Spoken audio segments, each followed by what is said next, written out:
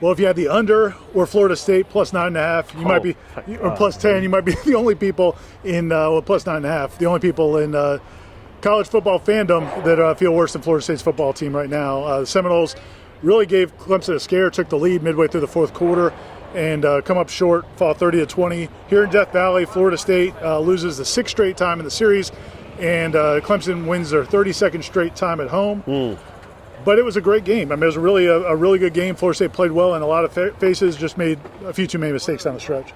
They did, yeah. And look, man, Jordan Travis made a point probably 5 times while we talked to him to tell us again, that's a really great defense they have over there. Like, it's like, yeah, Jordan, we know, we saw. But he wants to reiterate, like, don't give up on us, don't give up on me, don't judge us by what we did against this team, because they did take advantage of the one play. They got a chance to make a big play and they made it. And old man Toafili just rolls around and goes scores. That's an all-time great play. And then they had a nice drive. And other than that, I don't know that they crossed midfield in the second half. They could not do anything. That dude is an incredible defensive coordinator. He's as good as it gets. I'm talking about Venables. Right. Not the other. The other one was okay. I just wanted to clarify. Yeah. I was talking about Brent Venables.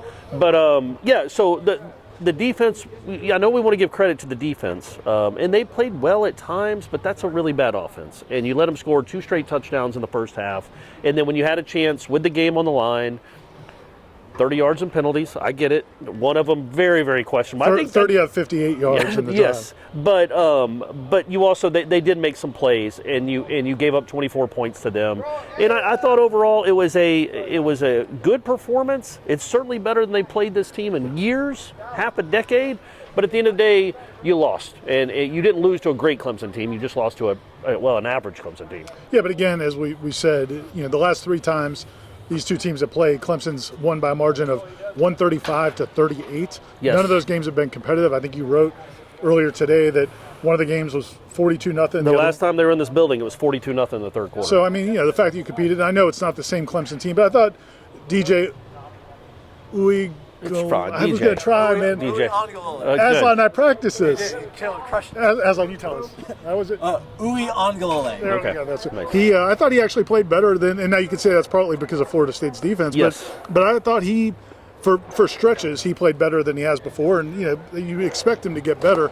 But Florida State's defense did make some big plays. They got some stops. They forced field goals. I mean, field goal attempts. Exactly, and that's the thing. I think that's they have to take what the defense has to take away from this game is that's the difference between giving up touchdowns and forcing field goals. They might miss the field goals. Yeah, you just can't give up those touchdowns, and they did a better job of that. They also got some takeaways. I think 3 turnovers in the second half, including Jermaine Johnson's strip sack, and then scoop and score, which looked like it might give Florida State the win with about 6 minutes left, but it was not enough. Yeah, and Florida State isn't good enough to overcome some of the mistakes. Clearly, they didn't win this game. The false starts reared their ugly head again. Now, they have not been in a place like this all season. North Carolina, I can promise you, I was in both stadiums. It was not like this. In a few seasons, because the last year was COVID. You're right. So, they didn't handle the crowd noise well at times, especially in the second half. Those false starts against that defense, good luck getting 15 yards and 3 downs against that defense. It's really hard to do. You talk about those mistakes. You did have 4 15-yard penalties in the second half. Now, Jermaine Johnson gets penalized for whipping the ball up in the air after the touchdown. Whatever, I guess it's a penalty. They know it's a penalty. I don't know, but you had 4 15-yard penalties in the second half by your defense. That hurts. It's hard to beat good teams or even average teams like that. In close games, those things matter. And then also, go catch a punt. Ira, go catch a punt. I would, Corey. I know you race after that. So I just want to. So Florida State had a lead and then got the 3 and out. They sacked my man DJ. Right. And so Clemson was punting with about 6 minutes to go. And, Treshaun Ward, who hasn't returned a punt all season or until this game, is back there. And he lets a ball, line drive, land, and roll past them down to the 15. I'm not saying you need Greg Reed back there, but you need somebody that wants to go catch a punt. More than anything else, more than he wants to breathe. All he lives for is to catch a punt. Go find somebody in the country that wants to do that. You might have to do a separate podcast on just that topic because you've been talking about for the last 25 minutes. That's all I want. But so that those things, that probably costs you 25 yards in field position. Against a team like that, that's huge in a game like that. So instead of Clemson getting the ball at the 40 after you're 3 and out, they get the ball at the 15. Maybe things go differently. That's all. It's just the hidden yardage, just the little things in games like this that matter. It is cool again to talk about a game like this against Clemson that it was close. There were actually real things in the fourth quarter that mattered. And I would say this, those penalties on Clemson's drive where they took the lead, the pass interference call was nonsense. I mean, that was not pass interference. Even the guy that threw it, that was what even made it more nonsense. The guy that threw the flag. Yeah, because the 2 referees that were right there did not call it. It was a guy further away. Mike Norvell ran out onto the field. I mean, he was like 15 yards on the field, furious about it. He wouldn't really talk too much about it afterwards, but they have to respond better, and then they have the personal foul on the sideline, which was borderline. But to your point, they also made some mistakes offensively. In the second half, Trayshawn Ward, they got the ball. They look like they're in good position. Trayshawn Ward uncharacteristically fumbles without even being hit. You hated him the ball. Yeah, that's what made that one so tough. It wasn't a forced fumble like Jamie Robinson and it was after a halfway decent run. Their best run of the half. Yeah. The reality is Florida State's running game is improved, but Clemson's run defense was way better, and also Florida State had some guys banged up. I mean, I think Dylan Gibbons did barely practice all week. They didn't even know if he was going to be able to go. Devontae Love-Taylor's coming back from an injury. So they were banged up front, and they came up short. It's not an excuse, but it's just the reality. Against that defensive front, with that defensive coordinator, that was going to be a tall task, especially with those false starts. And the one thing about the false starts, I would say, a lot of those guys on that offensive line, really, all of those guys on the offensive line have never played in this environment. Yes. But 2 years ago, Devontae Love-Taylor was at FIU. Right. The Darius and Maurice Smith, none of those guys, because of last year they played, but it was a COVID year with small crowds. So this was a new experience. I think it could be a learning experience. I think that was the biggest takeaway from Mike Norvell, and I think the players was this was still a step in the right direction despite the loss. It was. I think these are about it, though, as far as losses being the step in the right direction. But I do feel it wasn't a step backwards at the very least, right? And it felt like a small step forward, if anything, not sideways or backwards. One critique I might have of the offense, well, there's plenty to go around. Number one, granted, great defense, great coordinator. I think Florida State's offense. Yes, Clemson's defensive coordinator. I think Corbin and Ward combined for 9 carries. I mean, I don't quite understand that game plan. Jordan Travis ran a good bit, but not some of those were. So I don't think many of those were design runs. I think there were scrambles on passes, and it felt like they were more. They really wanted to establish the pass because they didn't think they could run on Clemson. And I know you could say, well, they couldn't, but you didn't give your guys a chance to really run on Clemson. Yeah, I mean, at one point, I think they had 28 carries or 30-something carries for 75 yards. But wasn't that Travis? A lot of that's Travis, like 20 yards. Yeah. Now, what they did do that most teams don't do is you don't bottle up Jordan Travis. Those guys did. He had a couple chances where it was one-on-one, or it felt like if he could just scoot through, it's a 25-yard gain. He never got one of those. His best run was on a 3rd and 12 when he got 11, and then they went for it on 4th down and didn't get it. His legs were not a factor at all. They did a great job of taking him away, but I thought maybe they were so worried about taking him away that there was something in there for the running backs, but probably not, man. They're a really good defense, and you were banged up on the offensive line. It's a tough ask. And you're playing on the road. Yeah. The last time they went on the road, they did get a win at North Carolina, but that was a totally different defense and a totally different environment. I mean, Clemson was in it. And their fans were celebrating. Their players were, like, going crazy after this game. I mean, they won with they tacked on a late score, defensive score, which probably got them excited. But, I mean, they were celebrating. We haven't seen Clemson celebrate beating Florida State since Dalvin was here for sure, but probably 15. It's been a while. So. And, I mean, Dabo was doing this before the last drive for Florida State. Like, he was trying to get this crowd involved.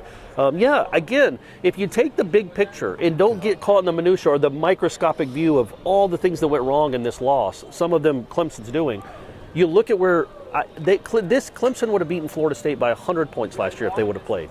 They beat them in the final 3 minutes at home. Now, again, I know it's not Clemson. It's not the Clemson we're used to. But you can obviously see the gap is narrowed. And that is the Clemson defense we're used to. Yes, but the gap's here. Like, last year it was, I can't even get it in the screen.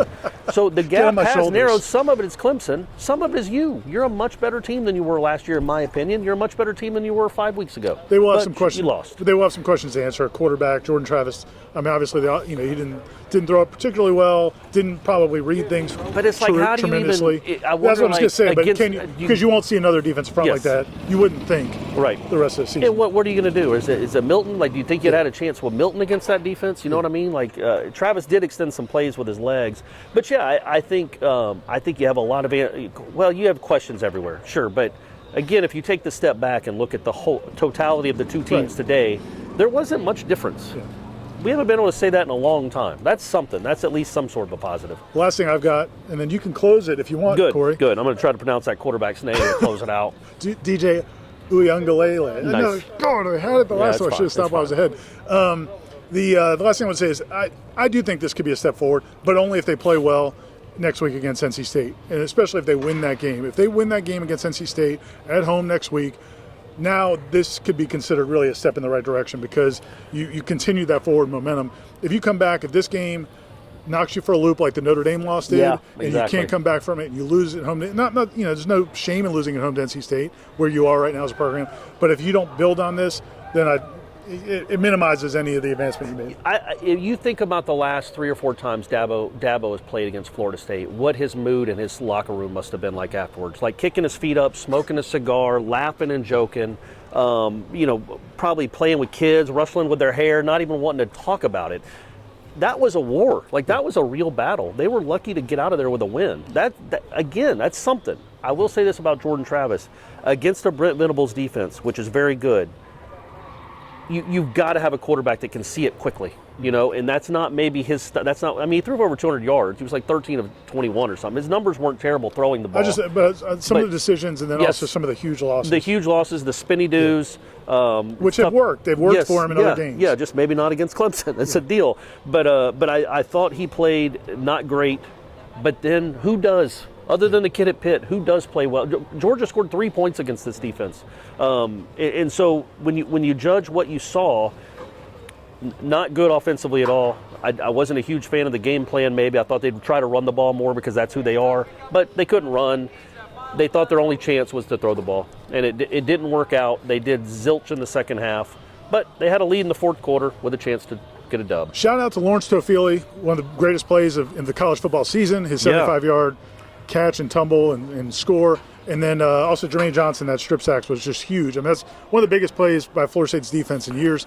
Robert Cooper said it might have been he's never seen anything like it before. Other than like in video games. So that was pretty cool. Well, it was cool to see a lot of these guys have never been in this environment to make a big play. And now they have. Now, some of them didn't make big plays, but some of them did, including our man with the interception, who's barely Cooper, who doesn't even play a ton. That's a big interception. Cooper, and Jamie Robinson with the forced fumble. They made plays, especially on the defense, just not enough. Not enough to beat a bowl team on the road. And this is a bowl team with a lot of talent, but not a great team, but it is a talented team.